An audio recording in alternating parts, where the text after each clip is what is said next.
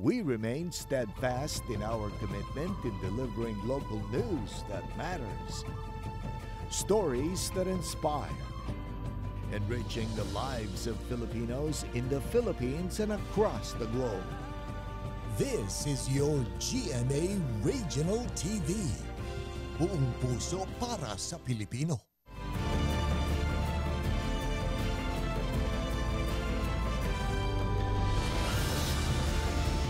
Ito ang GMA Regional TV 1 North Central Luzon. Masantos siyang aram na imbag amale maya pagat panapon kapuso. Narito na ang 1 North Central Luzon. Hatid namin ang mga pinakamalaki at pinakahuling balita sa Hilaga at Gitnang Luzon. Live mula rito sa GMA Dagupan Station, ako po si Chris Zuniga. Puspusa na ay sinasagawa ng lokal na pamahalaan na pagpapataas ng kalsada sa mga low-lying barangay sa Dagupan City. Ang detalye ihahatid live ni Russell Simorio. Russell? Chris, hindi na lang mga malalaking kalsada sa downtown area ang sumasailalim ngayon sa road elevation dahil pinapataasan na rin ang mga low-lying barangay dito sa lungsod ng Dagupan na bahagi ng flood mitigation program. Sinimulan na ng City Engineering Office ang pagtatambak ng buhangin at bato sa 514 meters na haba ng kalsada sa Sitio Banawang Barangay Lasip Grande, Dagupan City para sa road elevation project. Nasa lugar na rin ang mga heavy equipment para sa konstruksyon. Mahigit 1 metro ang itataas ng kalsada. Ayon sa mga residente, ang Sitio Banawang ang pinakamababang bahagi ng barangay hanggang 5 talampakan ng lalim ng baha sa sitio tuwing tag-ulan. Dito ang pupuntahan. Babagsak dito sa Lasip Grande. Ang tubig. Kaya ang baha dito aabutin ng lagpas sa dibdib. Kung sa pumapasada, katulad ko, maginhawa na pagpapunta sila dyan. Kapag pag natapos na. Ayon sa lokal na pamahalaan, umarangkada na ang 11 road elevation project sa mga barangay na bahagi ng flood mitigation project sa lungsod. Galing ang malaking bahagi ng pondo sa 20% Development Fund at tulong ng ilang matataas na opisyal. So ito po yung solusyon na gagawin natin para sa Lasip Grande. Hindi pa ako naniniwala sa sinasabi nila na ang Dagupan is sinking, na ang Dagupan ay wala ng pag-asa sa baha. Hindi po. Makikinabang sa proyekto ang mga barangay ng Pugo Chico, Maluwod, Pantal, Herrero Perez, Bacayao Norte at Tambak. Inaasahang matatapos ang 11 flood mitigation project ngayong 2024. Chris, aminado ang otoridad na may kaunting dulot na abala sa mga residente at motorista itong mga ginagawang pagpapataas sa mga kalsada sa mga low-lying barangay. Pero ang hinihiling lang nila ay kaunting pasensya dahil ang mga flood mitigation project na ito ay long-term solution para nga maiwasan itong ang problema sa baha tuwing panahon ng tag-ulan. Nagsagawa na rin ang inspeksyon ng LGU sa may bahagi ng Bacayao Norte kung saan isusunod na rin dyan yung road elevation program. Ang 11 flood mitigation program na ongoing ngayon ay nakapaloob pa rin sa 2023 annual budget ng lungsod. Ayan mo ng latest mula rito sa Dagupan City. Balik sa iyo, Chris. Maraming salamat, Russell Simorio.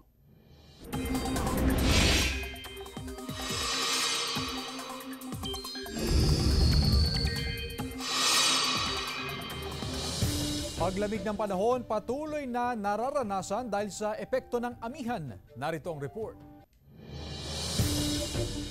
Patuloy na lumalamig ang panahon dahil sa amihan pero maaaring maalinsangan pa rin sa iba pang bahagi ng bansa dahil sa easterlies. Kaninang umaga nakapagtala ng 12.1 degrees Celsius sa La Trinidad, Benguet, 12.9 degrees Celsius naman sa Baguio City, 15.8 degrees Celsius sa Masco, Batanes, 19 degrees Celsius sa Tanay Rizal habang 20 degrees Celsius sa Tuguegarao City. Dahil sa pagsasalubong ng amihan at easterlies, umiiral din ang shear line at magpapaulan sa ilang bahagi ng bansa, lalo sa Southern Luzon at Visayas. Base sa datos ng Metro Weather, may tsansa ng ulan sa Apayao, Ifugao, Kalinga, Mountain Province, Aurora at Isabela. Posible ring ulanin ang iba pang bahagi ng bansa. CJ Torida, 1 North Central Luzon. Naitala naman sa Baguio City ang pinakamababang temperatura ngayong taon na 12.9 degrees Celsius. Narito ang report.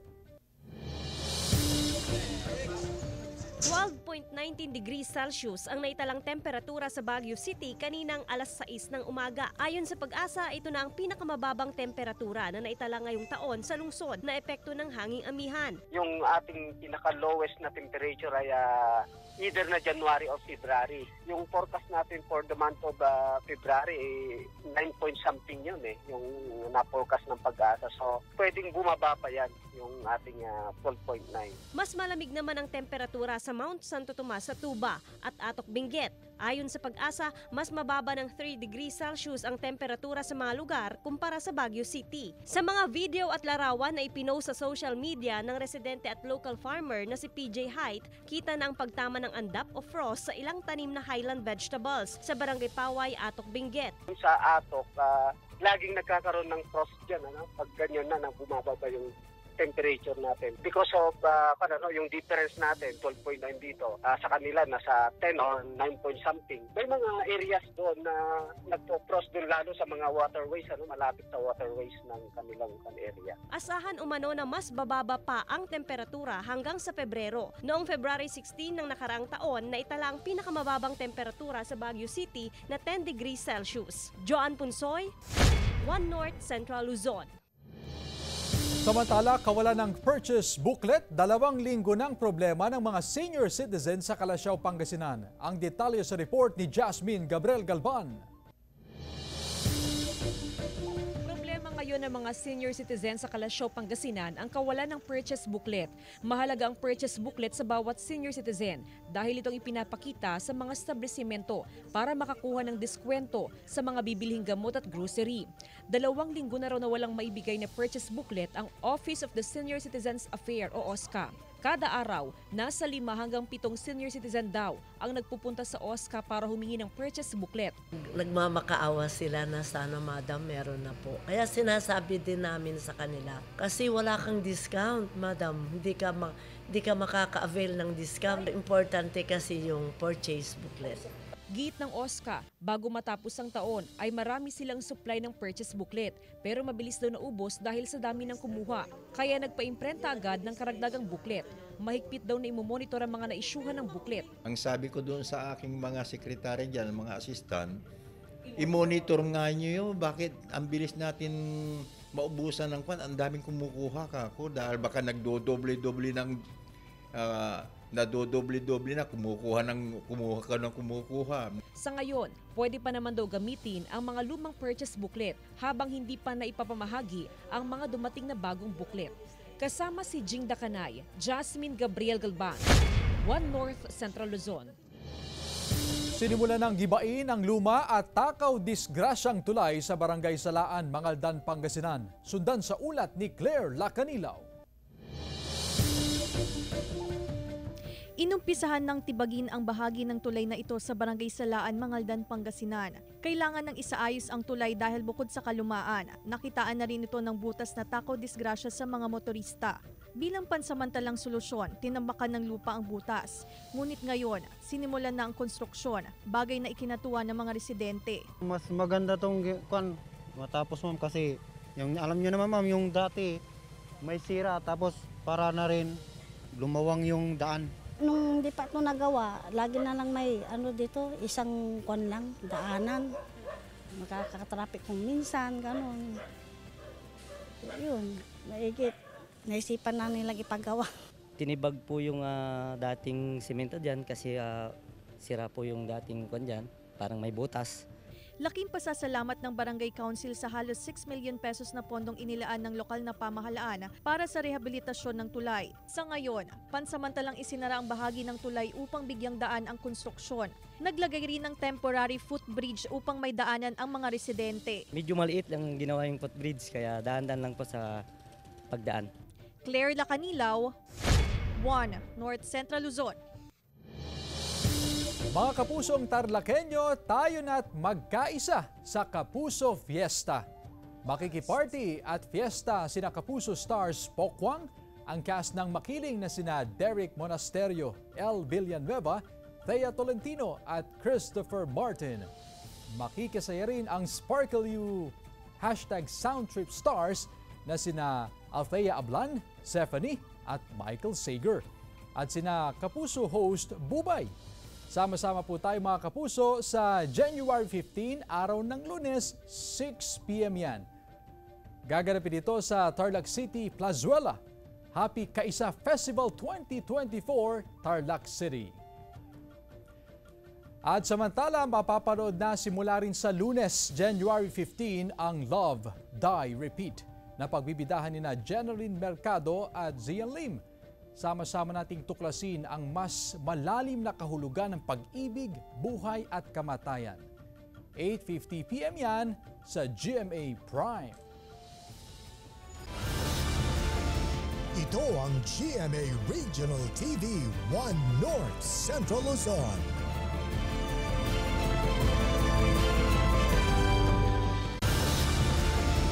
Ito ang GMA Regional TV 1 North Central Luzon. Namonitor ang pagbaba ng presyo ng kada kilo ng karne ng manok sa ilang pamilihan sa Dagupan City. Ang detalye sa report. Nanggagaling sa mga poultry farm sa Pangasinan ang ibinabagsak na supply ng karne ng manok sa pwestong ito sa Malimgas Public Market sa Dagupan City. Marami raw ang supply ng manok kaya mababa ang presyo. Mula 190 pesos, bumaba sa 170 hanggang 180 pesos ang kada kilo ng manok. Marami. Kaya lang, sa dami ng manok, matumal ang bintaan. Kaya ang presyo natin mababa. Mas maganda sa amin. Pabor sa amin. Kasi kung mahal ang bibilin, imbis na bibili ka ng 1 kilo, 2 kilo, titipid mo na lang. Ayon sa Samahang Industriya ng Agrikultura o SINAG, nasa 70 hanggang 89 pesos ang farm gate price ng manok, depende sa size. Dagdag ng SINAG, 2 linggo nang nararanasan ang oversupply ng manok sa bansa. Malaki ang local production natin kaya maraming oversize. Diba? Tuloy-tuloy pa rin yung import, so oversupply tayo ng chicken. Mananatili raw ang mataas na supply ng manok hanggang Marso. Samantala, kung bumaba ang presyo ng manok, tumaas naman ang kada kilo ng karne ng baboy. Mula 340 pesos, nasa 350 hanggang 360 pesos na ang kada kilo nito. Mataas daw ang mga kuha nila daw sa supplier. Tinaas din nila sa amin na ano. Sabi ng SINAG, sapat ang supply ng baboy sa bansa. Kasama si Henry Domencil, Russell Simorio, One North Central Luzon. Catch Up Fridays na programa ng DepEd umarangkada na sa mga paaralan sa bansa ngayong araw, January 12. Tungayan sa ulat ni Claire Lacanilaw. Umarangkada na sa iba't ibang paaralan sa bansa ngayong araw ang Catch Up Fridays na programa ng DepEd. Paraan ito ng kagawaran upang mahasa ang mga learners sa pagbabasa at literacy skills. Tuwing Biyernes, bibigyan ng panahon ang mga guro na turuan ang mga learners sa pagbabasa. Bukod dito, kailangan din magsagawa ng catch-up ukol sa kalusugan, values at peace education. Sa Mangaldan Central School, sinimulan na rin ang silent reading sa mga learner. We are going to also observe the program DEAR. Program DEAR means drop everything and read. Reading is fun and enjoyable, and I am learning new words. Nasa ika-4 na baitang na sila pero makikita na nahihirapan pa rin sila lalo na sa pagbabasa. Batid ng ilang magulang na malaking tulong ang paglalaan ng oras o araw sa mga learner para sa pagbabasa. Pupokus siya tapos ayun, nakikinig tapos sa pagdating sa bahay, tinuturuan na lang. Kung ano yung nila, yung lesson nila. Yun ang parang inuulit lang. Sa Mangaldan National High School, batid ng pamunuan ang problema ng mga learners sa pagbabasa. Bukod sa pagbabasa, kailangan ding mahasa ang kakayahan ng mga learner na unawain ang kanilang binabasa.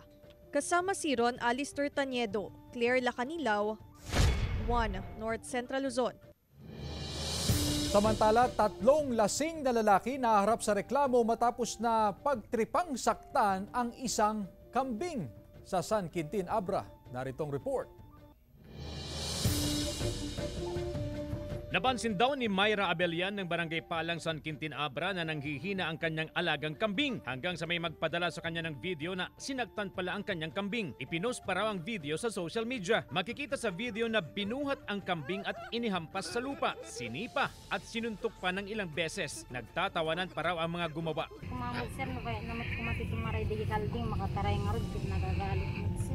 Pinaalaga lamang kay Myra ang kambing na 3 buwan umunong buntis. Napag-alaman na 3 lalaki ang nasa likod ng pananakit sa kambing. Isa sa kanila ang kumuha ng video na nakilalang si Jonel Cirilo, 19 anyos. Habang ang nanakit sa kambing ay nakilalang si Jansen Ramos, 18 anyos. Kasama nila ang isa pang 18 anyos na si Giovanni Molina. Inamin ng 3 ang reklamo. Lasing daw sila at napagtripan ang kambing. Okay ko mag sir ta mapakawan siya. Dumawali ko. Sir kanin.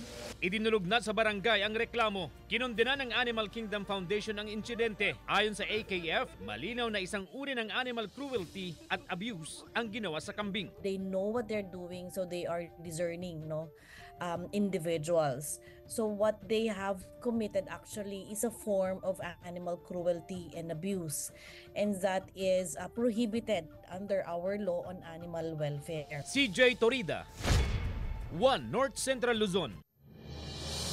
Sugatan naman ang grupo ng mga kabataan matapos na mahulog sa bangin ang sinasakyan na AUV sa Guagua, Pampanga. Tutukan sa report. Isang grupo ng mga kabataan ang sugatan matapos mahulog sa bangin ang sinasakyan nilang AUV sa kahabaan ng Jose Abad Santos Avenue sa Guagua, Pampanga. Batay sa investigasyon ng pulisya, pauwi na sana ang grupo sa direksyon na papuntang City of San Fernando nang bigla na lang mawalan ng kontrol ang driver at mahulog sa bangin ng sasakyan. Sa pakikipag-ugnayan ng mga pulis sa mga biktima, umamin daw ang driver na nakainom siya na mangyari ang aksidente. Sa sobrang bilis nila, may elevated kasi yung tulay doon sa intersection ng San Jose Natividad. Di na control ng driver yung Navela, so sumemplang sila, dumiretso sila doon sa isang bangin yun. Nasa 3 hanggang 4 na talampakan ng lalim ng bangin kung saan nahulog ang mga biktima. Nailigtas ang 7 sakay ng AUV. Swerte talaga sila at walang napuruhan, wala pong namatay. Ayon sa pulis, accident prone ang nasabing lugar. Sa katunayan, umaabot umano sa 3 hanggang 5 vehicular accidents ang naitatala ng pulisya sa lugar kada linggo. Sinisikap ng GMA Regional TV 1 North Central Luzon na makuhanan ng panig ng mga biktima sa aksidente. Jeric Pasiliao, 1 North Central Luzon. Libreng access sa Carnival Grounds handog sa mga bata sa Lawag City, Ilocos Norte. Silipin sa report ni Gab De Luna. Handog sa mga bata at mga feeling chikiting ang libreng access sa Carnival Grounds sa Lawag City, Ilocos Norte. Napalibutan ng iba't ibang makukulay na rides at games ang Carnival. Ayon sa Operations Manager ng Carnival, may mga idadagdag pa na rides at booth habang papalapit ang kapistahan ng syudad. Bata matanda, ma'am, libre pa hanggang 15. Pagkatapos ng 15, may bayad na, may entrance fee na. Araw-araw, ma'am, pinapacheck ko lahat. Mga rides bago mag-operate yan. Pinapacheck para sa safety natin. Kasi mga bata yung sumasakay. Nagsagawa ng inspeksyon ng CDRRMO para sa kaligtasan ng mga papasok sa Carnival at sasakay sa mga ride. Safe naman yung peryahan natin. Siguro every other day or every 3 days titignan natin depending upon yung mga paggamit ng mga rides nila. Maniningil na ng entrance fee ang Carnival na nasa 50 to 70 pesos simula January 16. Kasama si Reynold Velasco, Gab De Luna, 1 North Central Luzon. Ito ang GMA Regional TV 1 North Central Luzon.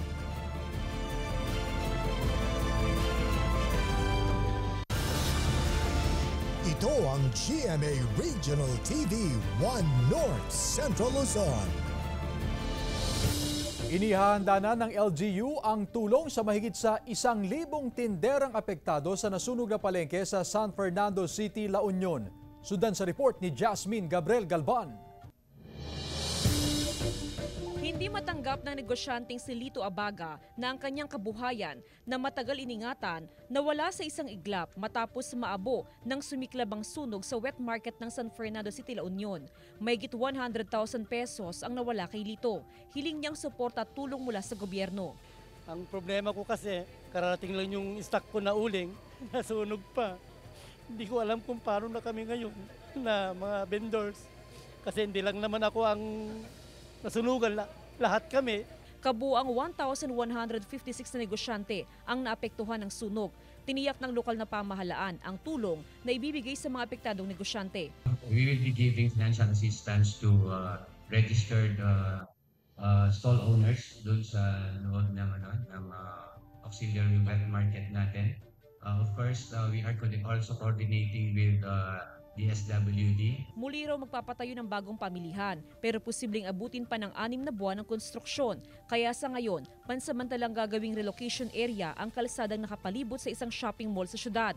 Patuloy na iniimbestigahan ng BFP kung ano ang sanhi ng sunog. Kasama si Jing Dacanay, Jasmine Gabriel Galban, One North Central Luzon.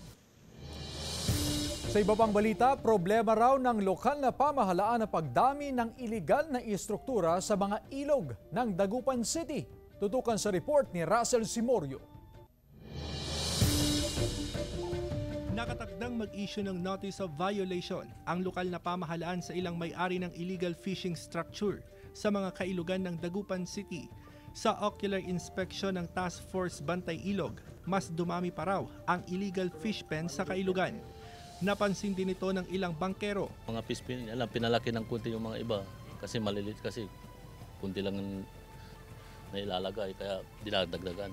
Basta hindi yung madaan, okay lang. Malaki o maliit man, ayos lang. Basta walang sa daan. Ayon sa LGU, 70 square meters lamang ang pinapayagang lawak ng mga fish pen. Maaga nang ibinabala ng city government ang malawakang demolisyon sa mga illegal fish pen. We will be back for demolition again.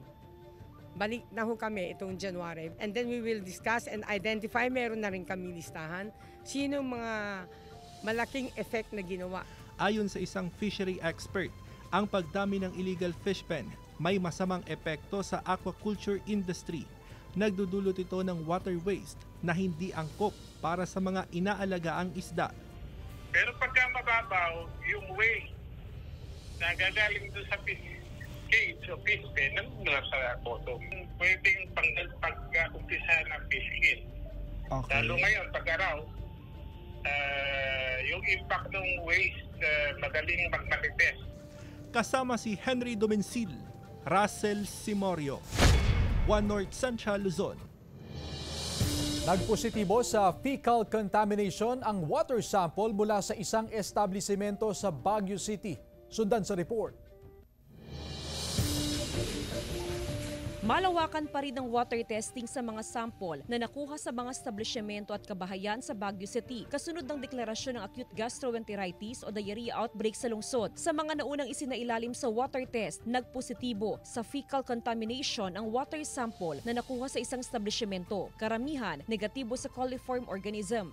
One positive is not enough to answer for the whole city. It's not conclusive according to our health authorities. Tuloy-tuloy ang water testing sa iba pang deep wells ng Baguio Water District, maging ang water reservoir sa Mount Santo Tomas na nagsisilbing rain harvesting facility, kinuhanan na rin ng water sample. Katulad po sa amin sa Water District, siguro po possible na diretso po yan 1 week so that we can really prove na negative po sa contaminants yung aming water supply. Umakyat na sa 2,764 ang kabuuang bilang ng mga tinamaan ng diarrhea. Sa nakalipas sa 2 araw, bumababa na raw ang naitatalang kaso ayon sa City Health Services Office.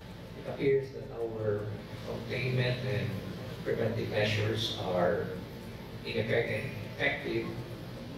Say banner that we're now focusing on investigation.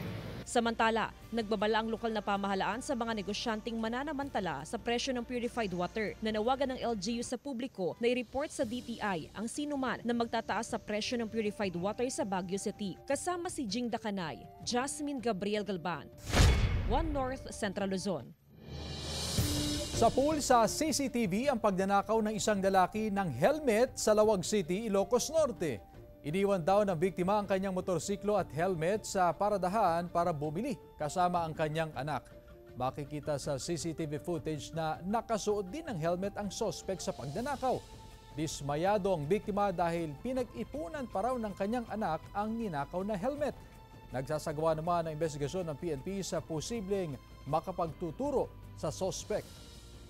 Dapat po yung mga tao po maging responsable po dun sa mga belongings po nila. Dapat po malapit po sa kanila. Like kapag pumupunta po sila sa market o sa mga matataong lugar.